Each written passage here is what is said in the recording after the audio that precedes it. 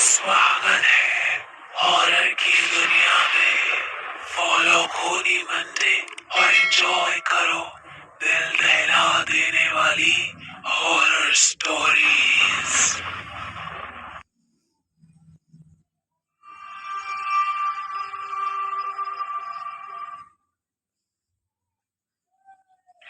अनजान रास्ता।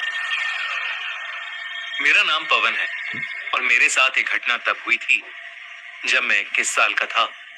मेरा गांव उत्तराखंड के पिंडारी ग्लेशियर के फुटहिल्स में है। पहाड़ी लोगों के लिए रात को पहाड़ों में घूमना आम बात है, पर उस रात जो मेरे साथ हुआ उसके बाद से जब भी मैं उन पहाड़ों में अकेले निकलने के बारे में सोचता हूँ तो मेरी रूह कांप जाती है। मैं 6 साल बाद गर्मियों की छुट्टियों में अपने गांव वापस आया था।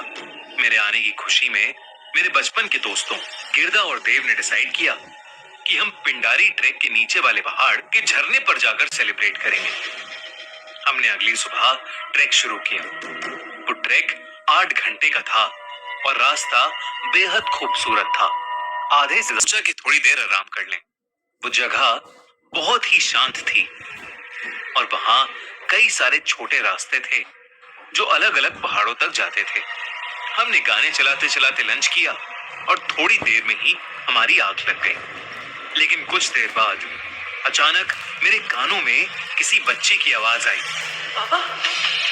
और मेरी आंख खुल गई। मैं जब नींद से उठा तो पसीनों से तरबतर था। मैंने देखा कि आसपास कोई नहीं था और शाम भी हो चुकी थी। उस वक्त मुझे वो एक बुरा सपना ही लगा। हर तरफ शांति थी। मैंने टाइम देखा और अपने दोनों दोस्तों को उठाया। हमें सूरज ढलने के बाद रात में पहाड़ों में घूमने की आदत थी तो हम ट्रैक पर आगे बढ़ गए। हम तीनों ने अपने फोन की फ्लैशलाइट्स और टॉर्चेस जलाने की कोशिश की, पर कुछ ही देर में दोनों की बैटरीज खत्म हो गई। कोई भी और चारा नहीं था, इसलिए हमने अपने अंदाजे से एक रास्ता पकड़ लिया। हम कई घंटों तक उस रास्ते पर चलते रहे, पर चढ़ाई बढ़ती जा रही थी। रास्ता पतला हो रहा था और हम थे कि झरने तक पहुंच ही नहीं पा रहे थे। पर न जाने वहां की हवा में ऐसा क्या था कि मुझे हर समय ऐसा लग रहा था जैसे कोई मेरा पीछा कर रहा है। लेकिन मैं जितनी भी बार पीछे मुड़ता मुझे सिर्फ पेड़ और झाड़ियां ही नजर आती थी। कई घंटों तक जंगल में भटकने के बाद हम समझ गए थे हम सही रास्ते से काफी दूर आ चुके हैं। शायद हम चलते चलते किसी दूसरे ही पहाड़ पर पहुंच गए थे। हमारे शरीर थक कर चूर हो गए थे। हमने एक सही जगह पर अपना तंबू लगा दिया। अरे सबके फैक्शंस हैं, नो मन अपना तंबू लगा दिया। लेकिन तंबू लगाते वक्त मुझे झाड़ियों से फिर से एक छोटी लड़की की आवाज आई। ऐसा लग रहा था कि कोई छोटी लड़की मुझे कुछ बोलने की कोशिश कर रही थी, पर मुझे समझ नहीं आ रहा था। मैंने उसे अपने मन का वहम समझा और सीधा खाना खाकर सो गया। कुछ देर बाद मेरी आंख खुली। मैंने देखा कि मेरे शरीर को कोई घसीट कर कहीं ले जा रहा है। मैंने गर्दन खाकर सो गया। कुछ देर बाद मेरी आंख खुली। मैंने देखा कि मेरे शरीर को कोई घसीट कर कहीं ले जा रहा है। मैंने गर्दन उठाकर देखा तो मुझे एक भयानक दानव जैसा एक आदमी घसीट रहा था। उसे देखकर मेरी चीख निकल गई और तब उस आदमी ने मुझे पलटकर गुस्से से देखा। दोस्तों, इस हफ्ते द क्राइम शो पर हमने कवर की है इंडिया के सबसे बड़े मिस्टीरियस मर्डर की कहानी, आरुषि तलवार मर्डर केस। वीडियो का लिंक डिस्क्रिप्शन और पिन कमेंट में। और अपने पंजों से मुझ पर वार कर दिया। तभी अचानक मेरी नींद टूटी कि मैं अपने टेंट में ही लेटा हुआ था। जो आग हमने लकड़ी से जलाई थी वो बुझ चुकी थी, पर अभी सुबह नहीं हुई थी। मेरी नींद उड़ चुकी थी, लेकिन मेरे बगल में देव आराम से सो रहा था। पर गिरदा टेंट में नहीं था, वो गायब था। मैं अपने टेंट से बाहर निकलकर गिरदा को तलाशने लगा कि तभी मुझे देव की चीखने की आवाज आई। मैं बहुत डर गया और तुरंत वापस टेंट में गया, लेकिन देव आराम से सो रहा था। मैंने देव को जगाकर उसे सब कुछ बताया और तभी हमें टेंट के बाहर एक परछाई दिखी। वो परछाई ठीक उसी भयानक दानव जैसी लग रही थी जैसे मैंने सपने में देखा था।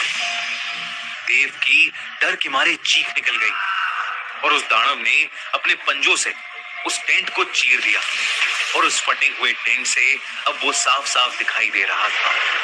एक बेहद डरावना चेहरा जो शायद सड़ गल चुका था, लंबे लंबे बाल और उससे भी लंबे उसके पंजों के नाखून, उसके नुकीले दांत और गुस्से से लाल आंखें। वो कोई जानवर जैसा नहीं लग रहा था, पर ऐसा लग रहा था जैसे कोई एलियन हो। हम जैसे तैसे करके उस टेंट से बाहर भागे। हमें कुछ भी समझ नहीं आ रहा था कि आखिर हो क्या रहा है, पर हम भागते रहे। थोड़ी दूर पर हम एक अजीब से रास्ते पर पहुंच गए। रास्ता बहुत पतला था, पर हम बार बार फिसल रहे थे। मुझे भागते हुए ऐसा महसूस हो रहा था जैसे कुछ नुकीला बार बार मेरे शरीर पर लग रहा है, लेकिन हम भागते रहे और कुछ देर बाद झाड़ियों के बीच जाकर गिर गए। उस वक्त तक सब शांत हो गया था और वहीं से हमें नीचे कुछ ही दूर एक गांव दिख रहा था। हमें अपनी जान बचाने के लिए उस गांव तक पहुंचना था।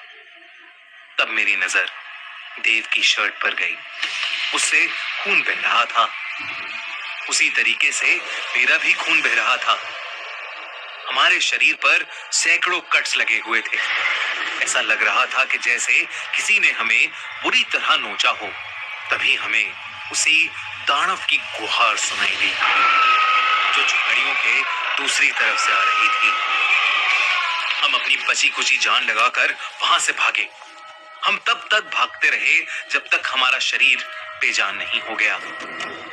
हम दोनों बहुत बुरी तरीके से घायल हो चुके थे और हमारे दोस्त गिरदा की भी कोई खबर नहीं थी। तभी मुझे ऐसा महसूस हुआ कि कोई हमारी तरफ आ रहा है। मैंने देखा तो वो एक बकरी चराने वाला था। उसने हम दोनों की ऐसी हालत को देखकर शोर मचाना शुरू कर दिया और कई गांव वाले वहां आकर जमा हो गए। उन्हें देखते ही मानो हम दोनों बेहोश ही पड़ गए। पूरी एक दिन की बेहोशी की हालत में रहने के बाद हमें होश आया। हम दोनों के शरीर पर पट्टियां बंधी थी। वो गांव के मुखिया का घर था। होश में आते ही हमने उन्हें सब कुछ बताया। जब हमने उन्हें वो सब बताया जो हमारे साथ हुआ, तो वो थोड़ी देर के लिए शांत हो गए। थोड़ी देर बाद उन्होंने बताया कि हमारा बचना किसी जादू से कम नहीं था, क्योंकि उस पहाड़ में कई काले तंत्र करने वाले तांत्रिक वास करते थे और कई साल पहले एक आदमी वहां उनको काबू करके उनकी शक्तियां पाने गया था। उस आदमी ने उनकी शक्तियों पर काबू पाने के लिए कई जानवरों और इंसानों की बलि भी दी और फिर वो उन्हीं पहाड़ों में कहीं गायब हो गया। लेकिन वहां के लोग मानते हैं कि वो आदमी अभी भी काली शक्तियों की मदद से जिंदा है और उन्हीं पहाड़ियों में अपने अगले शिकार का इंतजार करता रहता है।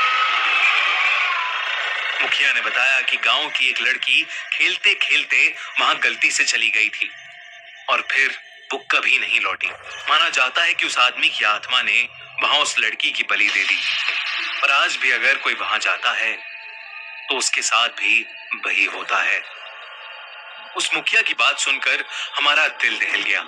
हम तो बच गए थे, लेकिन उस दिन के बाद से हमने अपने दोस्त गिरधा को फिर कभी नहीं देखा।